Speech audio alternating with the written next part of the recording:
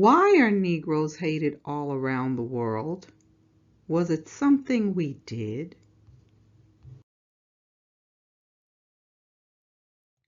Yes, and I will tell you why in a minute. This is part 8 of the series, Prove Your Hebrew Identity. We are uncovering the truth about our history and proving that so-called African Americans are indeed the people of the book. We are the descendants of the children of Israel, and it's time to reclaim our heritage. So as we're nearing the end of this series, I want to hone in on the proof that African Americans, or so-called African Americans, are indeed the people. And that's one of the skepticisms often thrown out there, that yes, the tribes may have been people of color, but how can we show that those people brought to America are actually the children of Israel? So in the next few sessions, I want to share some resources that are specific to us here in the United States. And then in this session, I'm also going to share my DNA results. And if you still come away thinking that this can't be true, you just might be a reprobate. I'm just saying. So let's get going. All right, let's take a look at this article from the Huffington Post. It says, "The troubling persistence of the hatred of Black people."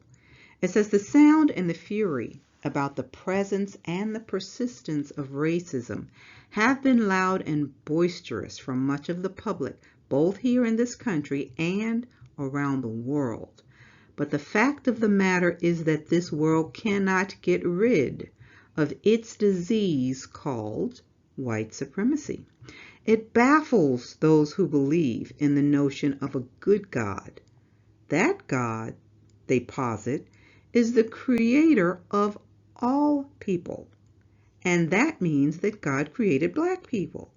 If people in fact do believe that there is one God and that God is sovereign and good, how is it they can hate anything or anyone whom God created?" The article goes on to say that it is said that Mohandas Gandhi criticized white supremacy and racism when he spent time in the United States. He said that if Christians followed the teachings of Jesus, the Christ, the world would be revolutionized. But even Gandhi internalized the world's disdain for Black people. In Ghana, there has been a move to remove a statue from the University of Ghana because he was racist toward Black people. Gandhi apparently said many disparaging things about Black South Africans, even as he fought for the rights of Indians. He followed the thought pattern of white supremacists, saying that Indians were more intelligent than Black people. My. Even Gandhi hated us. Let's go on. It says, "For Black people, the struggle for basic human rights and dignity is an ongoing one, but the fact that the problem remains in spite of a sovereign God begs examination of our theological structure." Scholar Wes Howard Brooke contends that the religion of empire, created largely during the days of the Roman Empire, created a religion which was opposite the religion of Jesus. The problem isn't God. The problem is our distortion and manipulation of God for the sake of maintaining power for the state and for the state's desired people. Black people do not fit the description. So, it is a fact that Negroes are hated all around the world. What did we do to bring such contempt upon us? Because there are Indians in India who are much darker than most of the people here in the United States. So why is this hate directed toward us? These verses from Luke 21:20 through 24 may explain some of it. It says, "But when you see Jerusalem surrounded by armies," this is Messiah speaking, "then know that its desolation is near. Then let those who are in Judea flee to the mountains. Let those who are in the midst of her depart, and let not those who are in the country enter her. For these are the days of vengeance, that all things which are written may be fulfilled. But woe to those who are pregnant and to those who are nursing babies in those days. For there will be great distress in the land and wrath upon this people," talking about the Judeans. He says, "And they will fall by the sword and be led away captive," where? "Into all nations. And Jerusalem will be trampled by Gentiles until the times of the Gentiles are fulfilled." And these verses from Luke 19:41 through 44 has given us even more insights. It says, "Now as he," again speaking about Messiah, "drew near, he saw the city and wept over it."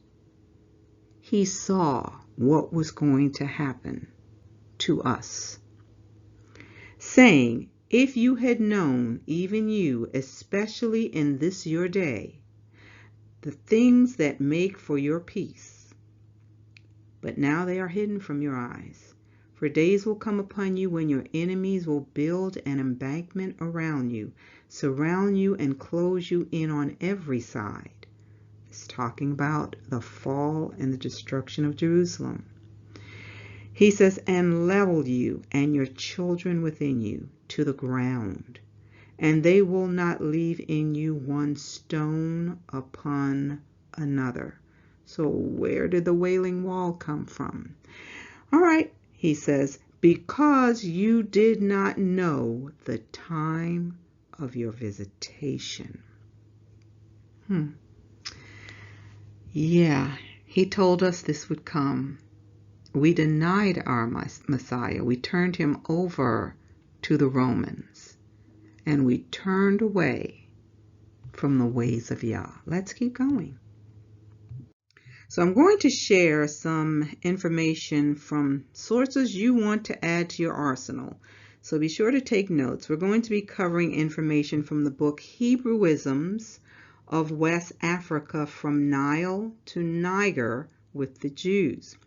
And I have a link here for a PDF copy of this book, and it has valid and substantial merit in showing, how the black Jews, how they made their way into West Africa. And this was written in the 1930s by Joseph Williams, and this book is now in the public domain.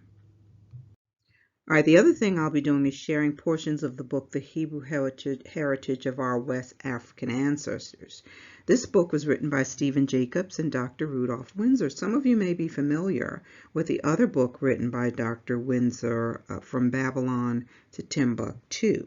So in this book, The Hebrew Heritage of Our West African Ancestors, they are sharing their editorial comments of the book, Hebrewisms of West Africa. And as I said, I will use my DNA results to reflect the migration pattern of the Bantu people. So they start by asking the question, are Black Americans the descendants of West African Hebrews? This question is answered in the affirmative with a resounding yes by Professor Joseph J. Williams after more than 11 years of intensive research into the subject. In his book entitled Hebrewisms of West Africa, this eminent cultural anthropologist documents the origins and extent of the Hebrew religion and culture in that part of West Africa, which is the ancestral home of most Black Americans. His book has 443 pages. It is documented with more than 1,400 footnotes. In reality, it is a compendium or a collection of very nearly every major treatise on the subject. Professor Williams cites over 900 different scholars and eyewitnesses in this encyclopedic effort. And I'll drop down to the last section. It says, for those unacquainted with Professor Williams, his scholarly credentials are beyond dispute. Besides devoting 11 years of research to this one subject, he held doctoral degrees in history and cultural anthropology.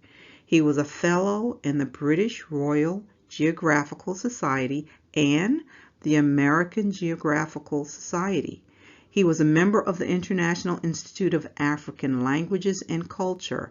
He was a member of the Catholic Anthropological Conference, and he was the author of several books on Black civilization and culture in Africa and the West Indies. So how much more would we need to know to say that, yeah, this man certainly would have the qualifications?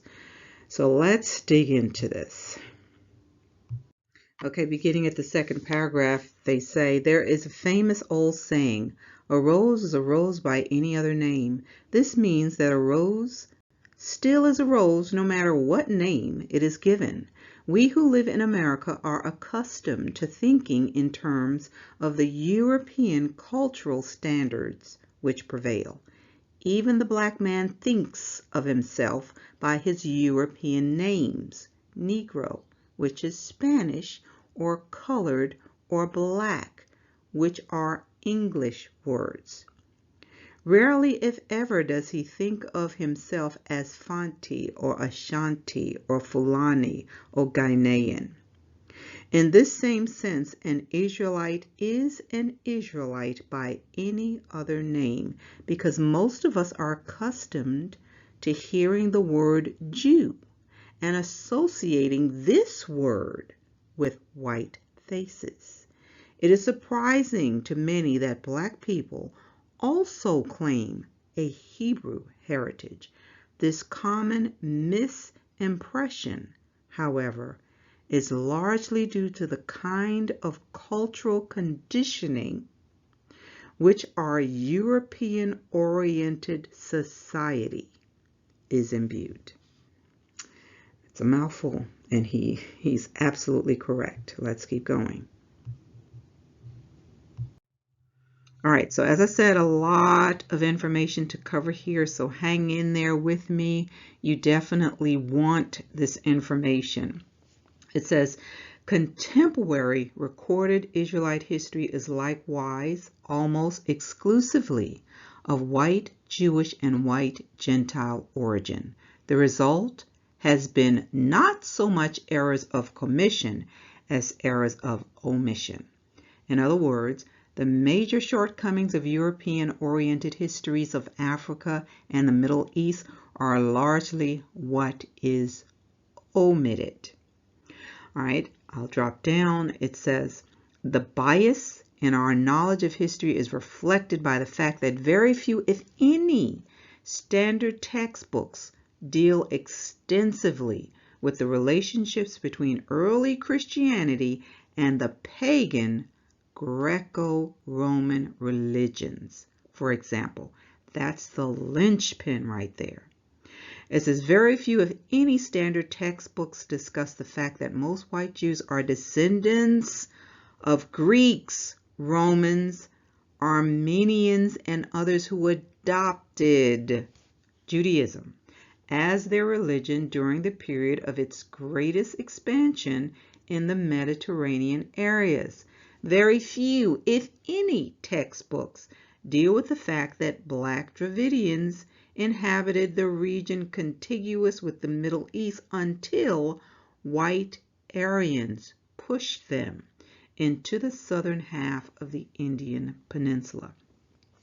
It says Professor Williams's book does not attempt to deal at length with every omission by white historians. He does, however, provide us with many scholarly insights so that we, the readers, can enjoy a better balanced picture of history, especially African history. So if you are able to pull up the book using the link, I would highly encourage you to look at the sources, look at the footnotes he uses, particularly if you're doing this research on your own.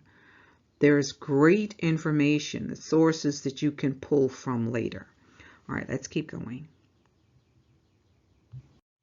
All right, so here are some sources here that you should take note of. It says Professor Roland B. Dixon, an anthropologist from Harvard University, in his study of the physical characteristics of the Ashanti, notes a similarity to the Chad group of people in the Sudan.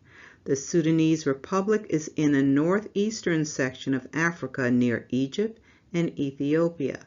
The black immigration, he adds, was in a part of a westerly drift from the Chad-Nile area and in part a direct southward movement from the western Sudan and the Sahara's border, forced by the expansion in the Sahara region of the Caucasian peoples who have poured into northern Africa since very early times.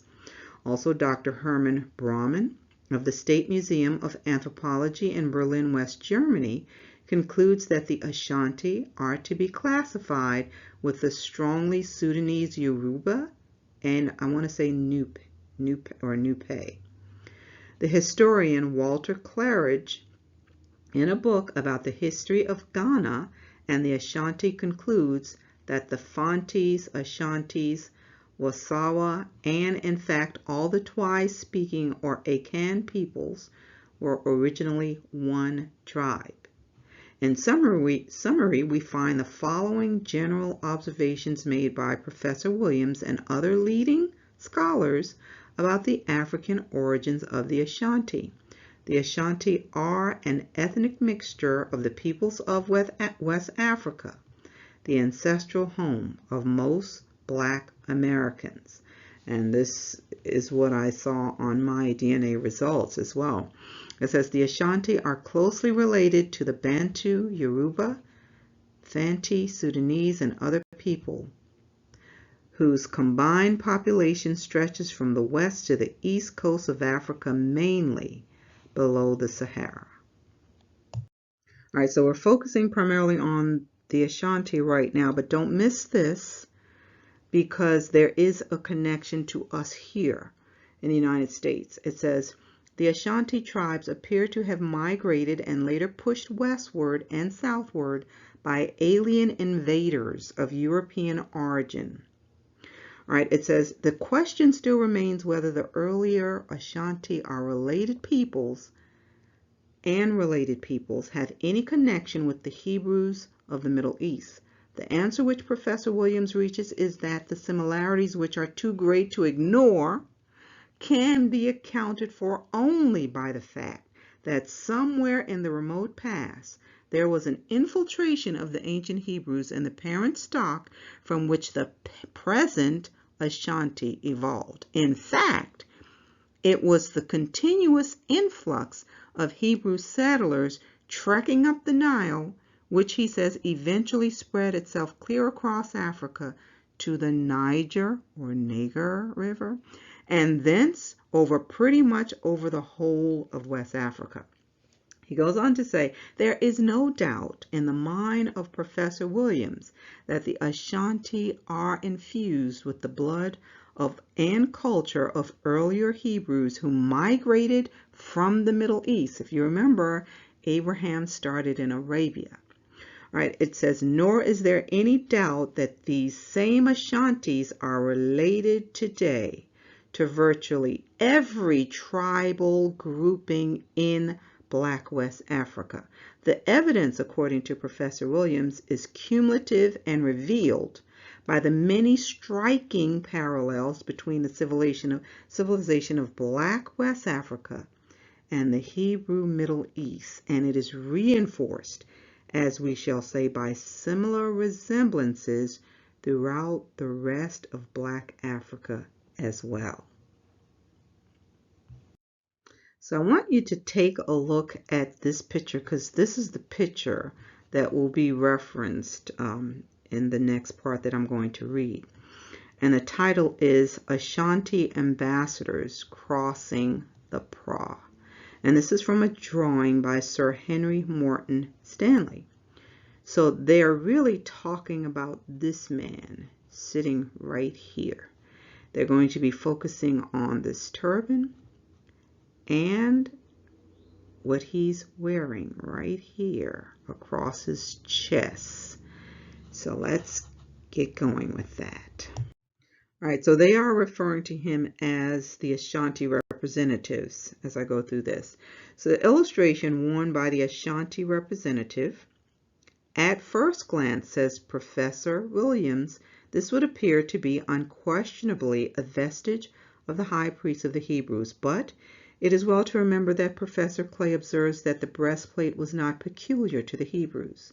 It was to be found as well in Egypt and probably elsewhere. However, the divisions of the breastplate into 12 parts is certainly distinctive as a Hebrew symbol. According to Dr. T. Edward Bowditch, perhaps the first contemporary European to come into close contact with the Ashanti, says, one curious evidence may be added to the former identification of the Ashanti nations.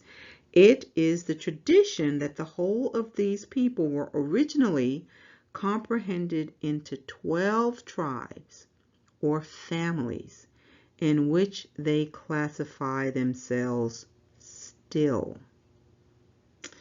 All right, I'm going to drop down. It says Professor A.B. Ellis, in a book written almost 1/2 century later in 1881, relates that the Ashanti representatives pointed to the gold plates on their breasts as being their insignia of office.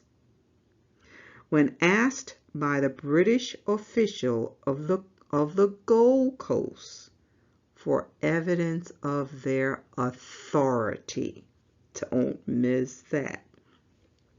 All right, going on, it says, besides the breastplate, the illustration shows another highly revealing symbol, which links the Ashanti directly to the Hebrews. Williams notes that the headdress of the herald or representative with its gold disc in front satisfies the description of the Hebrew Miznephet. I'm hoping I'm saying that right. The Miznephet is described in the Jewish Encyclopedia as a tiara, or perhaps a peculiarly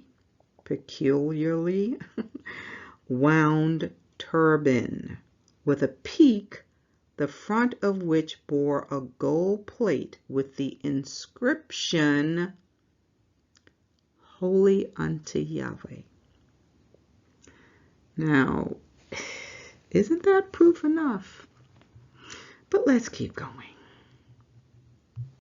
All right, now this portion that I'm going to read is taken directly from the book Hebrewisms of West Africa, page 93.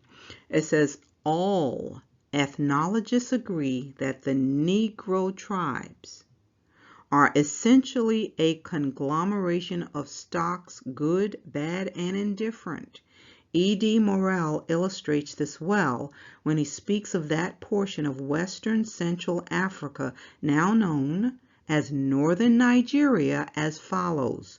In the course of ages, through the influence of Moorish, Semitic, and probably pre-Semitic Egyptian culture fused in later times with Mohammedan law, learning, and religion, there has been evolved in this region a civilization combining a curious mixture of Africa and the East. And again, speaking of Kano between Bornu and Sokoto, he calls it the most interesting region in all the dark continent, where diverse races have ceaselessly intermingled. So all of the dark races were mingling with each other. Attracted thither by its fertile soil and abundant pastures, Libyan and Berber, Egyptian and Semite, and the mysterious Fulani. The most that we can hope to establish then is a strong infiltration of Hebrew stock in certain tribes or areas with a possible explanation of the source of influence. Even those colonies of Jews, which are of comparatively recent foundation in Africa, have for the most part deteriorated completely from the ideals of their race and their religion. Let's keep going. All right, so taking a look at my results, you can see it's 98.5% sub-Saharan African and 79.7% West African, and then they show you where they're getting the percentages for that West African population. So it would include Ghanaian, Liberian, Sierra Leone at 35.5%, Nigerian at 26.4%, Senegambian and Guinean 5.7%, and it's broadly West African, which is just showing the diversity of the West Africans in that area. Then Congolese, Southern East African at 18.3%, and then the Angolan and Congolese at 18.0%. And again, that broadly Congolese and Southern East African, that mixture again at 0.3%, and just broadly sub-Saharan African at 0.5%. So that's where they're showing the breakdown there. And then I had this interesting one. I went, oh, what is that? But East Asian and Native American at 1.2%. So the Native American was higher at 1.1%, and then the 0.1%, a small percentage. That mixture is coming from Indonesian, Thai, Khmer, or Myanmar, some mixture in there. But the overall maternal haplogroup is L3 for me. And a lot of the African American women will have that L3. And it's basically showing that L3 arose in West Africa.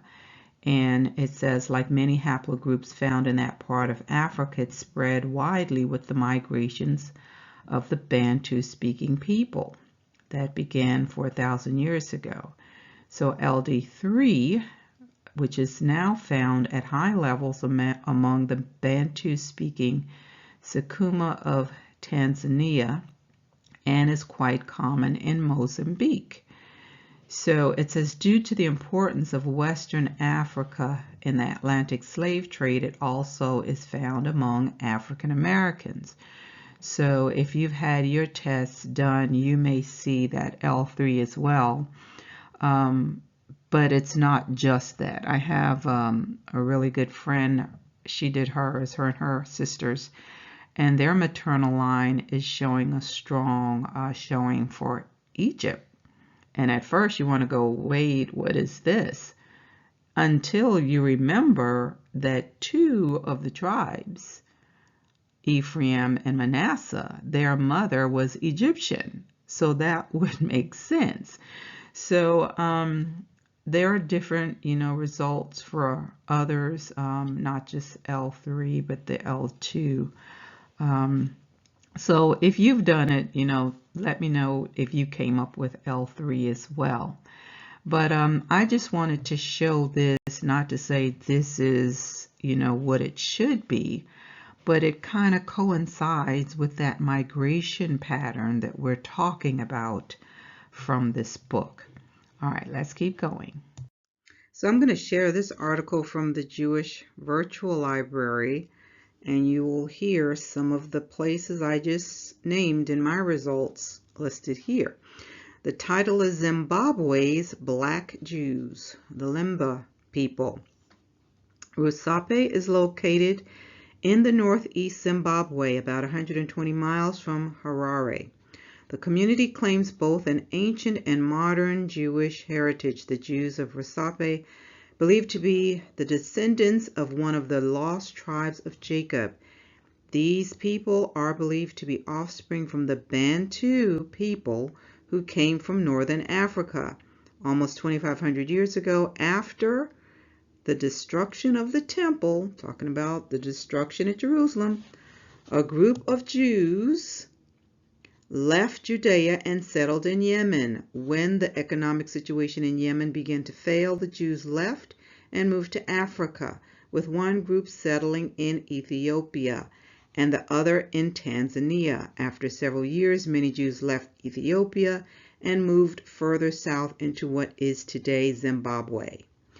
They became known as the Balemba. Today, there exists a Lemba Cultural Association attempting to bring all the various Lemba communities in South Africa, Mozambique, Ethiopia, and Zimbabwe together.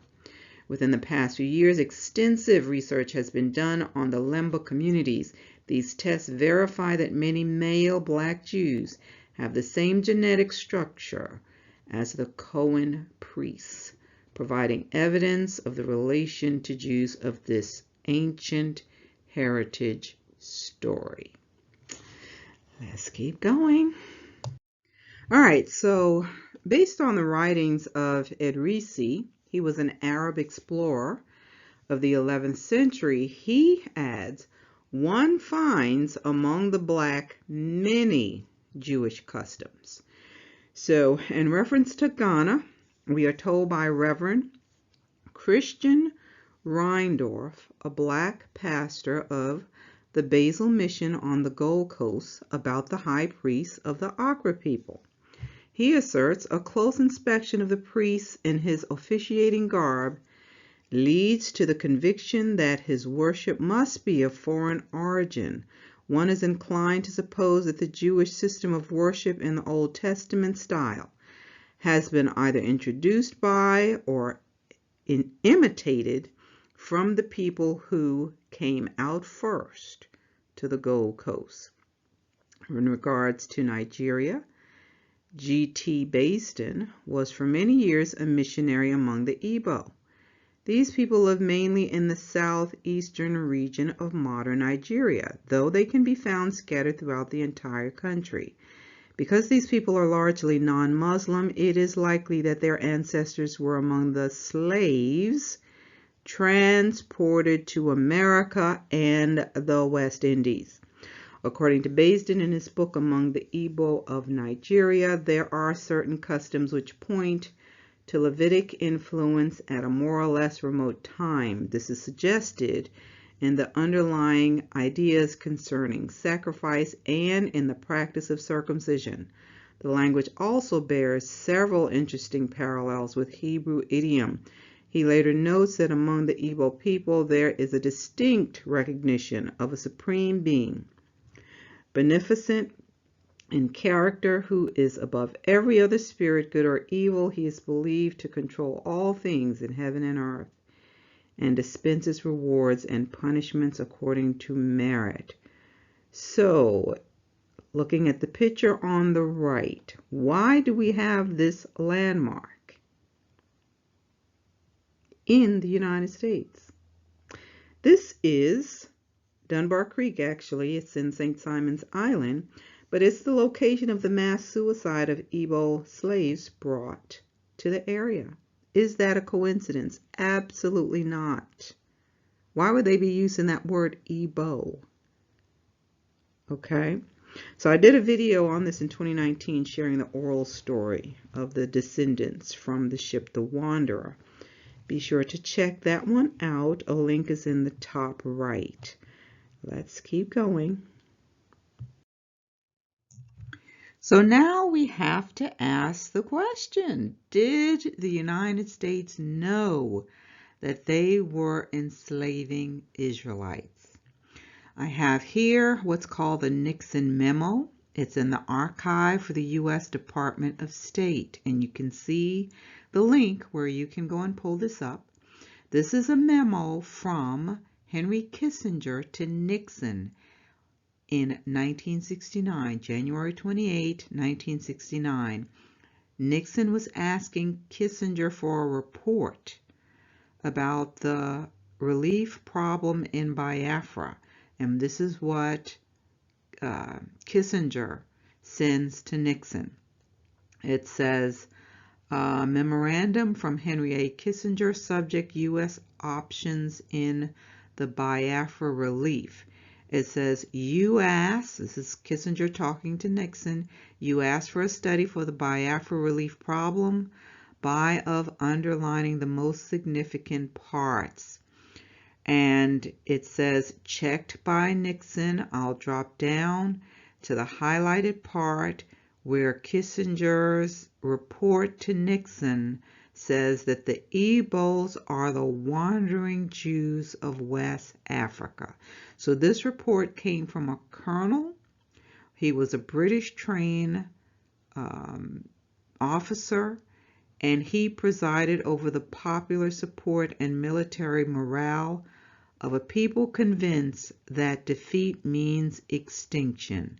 It says the Igbos are the wandering Jews of West Africa, gifted, aggressive, westernized, at best envied and resented, but mostly despised by the mass of their neighbors in the Federation.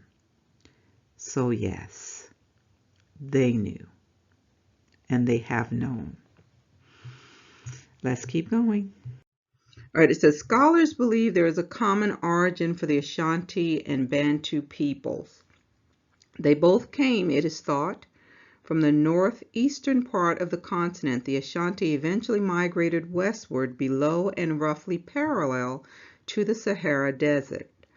The Bantu moved mainly in south and southwestward directions. Today we find the Bantu peoples a majority throughout Central Africa and a belt extending from Zambia and Mozambique on the east coast through the Central African Republic. It says to the Congo and Angola on the west, and all of those show up in my results. The Congo, Angola, Mozambique, all of it. All right, so it goes on to say, in the Congo, Herbert Ward says there exists a remarkable affinity of certain customs to ancient Hebrew law. He notes, for example, that if adultery is committed within the village, both man and woman are considered equally guilty. Outside the village boundary, however, the man only is held at fault. Professor Keller of Yale University reports that many West African funeral customs are in the same class with the ritual sackcloth and ashes of the Old Testament.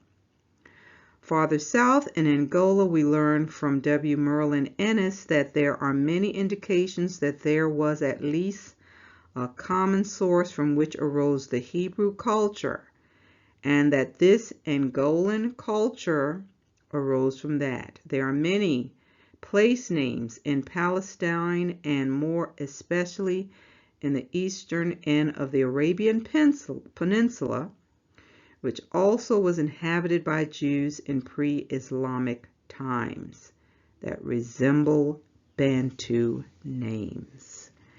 Wow. All right, it says the conclusion that most white Jews do not descend from Israelites in the racial sense is affirmed by many scholars. Professor Karl Kotsky, in his book, Are the Jews a Race?, summarizes the situation as follows. A mixed race from the start, the Jews in the course of their migrations have come into contact with a great succession of new races, and their blood has become more and more mixed. Kotsky informs us that as early as 139 BC, Jews were deported from Rome because they made proselytes in Italy. It is reported from Antioch in modern-day Turkey that the majority of the Jewish congregation in town consisted of converts to Judaism, not of Jews by birth. All right. The evidence is clearly backing up what we're saying. Let's keep going. All right. It says that Abraham and his followers were black is not only plausible in terms of our contemporary concepts of color and race, it is a fact supported by certain biblical passages and archaeological discoveries relating to that period some 4,000 years ago. The Bible, everyone agrees, serves as a source of religious inspiration for Jews as well as Christians and Muslims. More than that, it is also a source of historical information.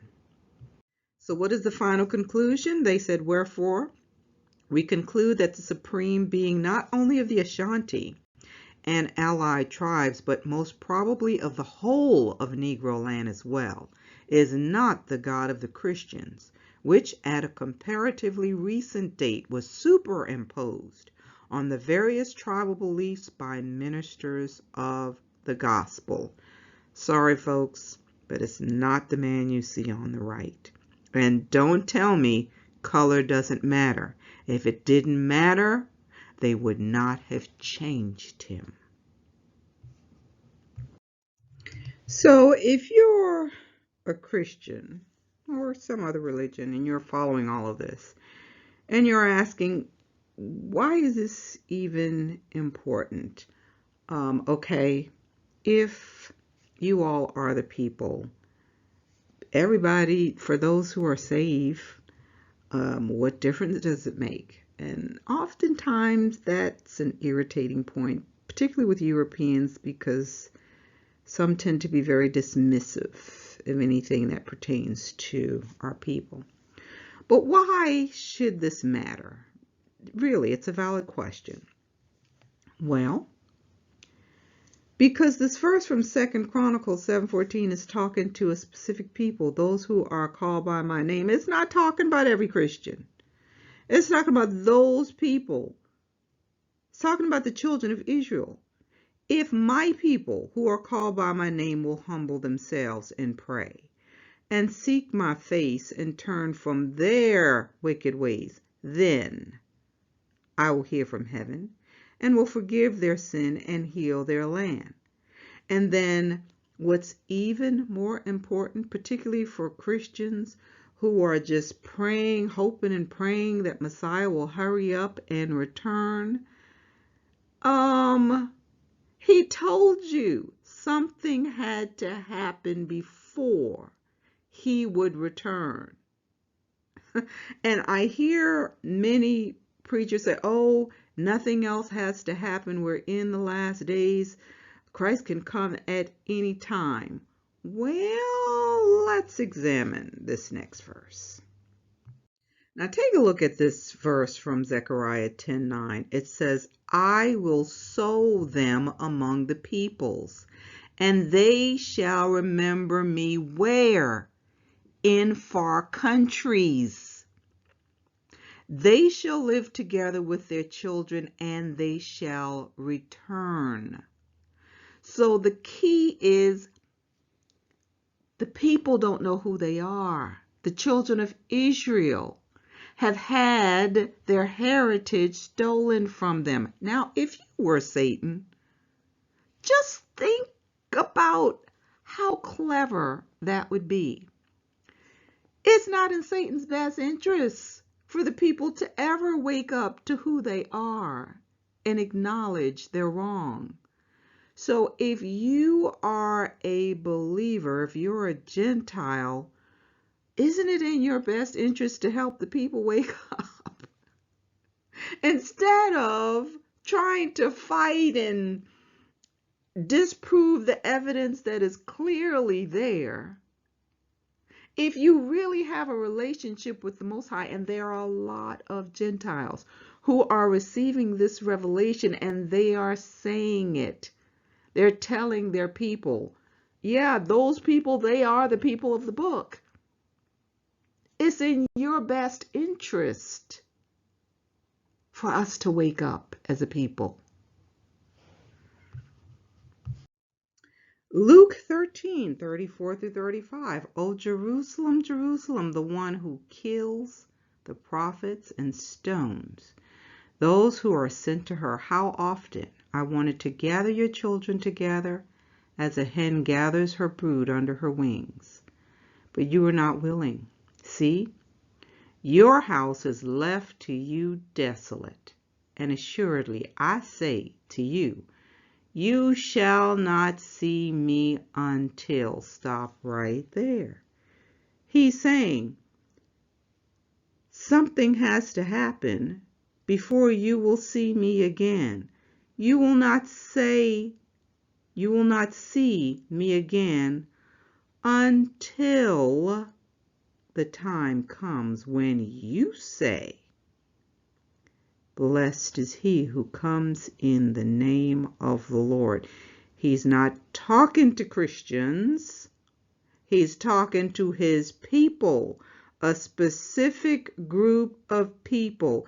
They have to acknowledge what they've done and repent for handing over the kinsman redeemer that the Most High sent to us, and we denied him. This has to happen. So, if you're saying, well, why do we need to know all this? Wouldn't this be a good enough reason if you are really waiting and anxious for Messiah to return? Shouldn't you want his people to wake up and acknowledge this? That's a good enough reason to me.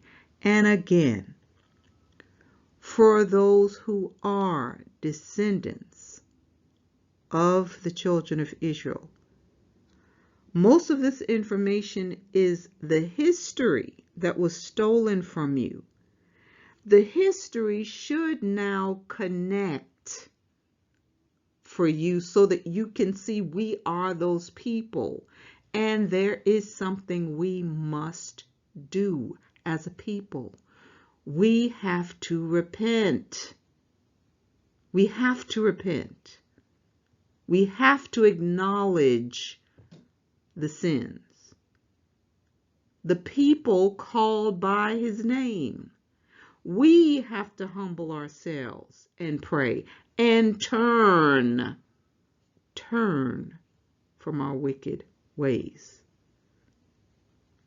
So this information is very important for those who are believers, because Messiah says, I'm not coming back. You will not see me again until you do this.